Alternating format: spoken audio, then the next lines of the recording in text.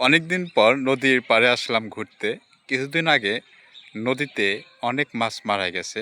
হাজার হাজার লক্ষ লক্ষ মাছ। আপনার ট্যাংরা মাছ, ব্যাং মাছ, বয়েল মাছ, পুঁটি মাছ এবং অনেক জাতীয় মাছ, ফৈলা মাছ, চেতল মাছ, আয়ের মাছ এগুলো মারা গেছে। কিসের কারণে কে বলতে পারছে না।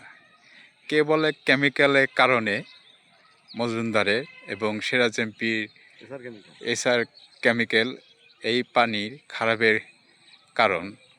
ওখান থেকে কেমিক্যাল জাতীয় পানি নদীতে ছাড়ে, সেই কারণে নদীতে সমস্যা হয়ে মাছগুলো মারা যায়। আজকে সন্ধ্যার আগে আসলাম নদীর পাড়ে। নদীটা অনেক সুন্দর লাগতেছে আজকে, কারণ অনেক ভালো লাগতেছে, কারণ নদীর পানি আজকে কাকা কি চকচকে আছে না, একদম পরিষ্কার। হ্যাঁ। তাহলে এই যাবৎ কিরম মাছ মারা গেল কাকা?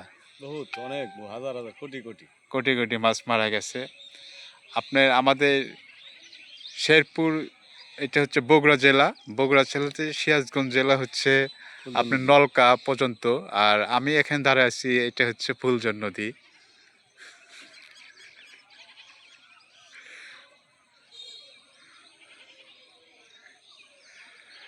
আর নদীর ওই পাশ দিয়ে ধান চাষ করেছে, দেখাই আপনাদের। কিছুদিন আগে নদী খনন করছে এই দিক দিয়ে, সেই জন্য এই দিক দিয়ে ধান লাগাতে পারে নাই। নদীর ওপার হচ্ছে বগুড়া জেলা, শেরপুর থানা, শ্যামাবাড়ি ইউনিয়ন।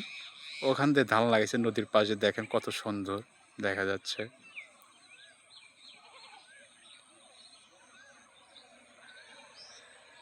আর নদীর যখন পানি বাড়ে, তখন বর্ষাকালের সিজন যখন হয়, তখন আপনার ওই কলা গাছ দেখা যাচ্ছে ওই পর্যন্ত পানি হয়। যেখানে যে ঘাস লাগাইছে ওখানে ওই পর্যন্ত পানি এখন হয়, কিন্তু এখন তো অত দেখা যাবে না। এখন নদীটা অনেক চাপা চাপা লাগতেছে, আর আঁটু পানি হয়ে গেছে। ওই ওপার যাওয়া যাবে, আসা যাবে। আর পানিটা খারাপের কারণে আপনাদেরকে বললাম। সবাইকে অনেক ধন্যবাদ।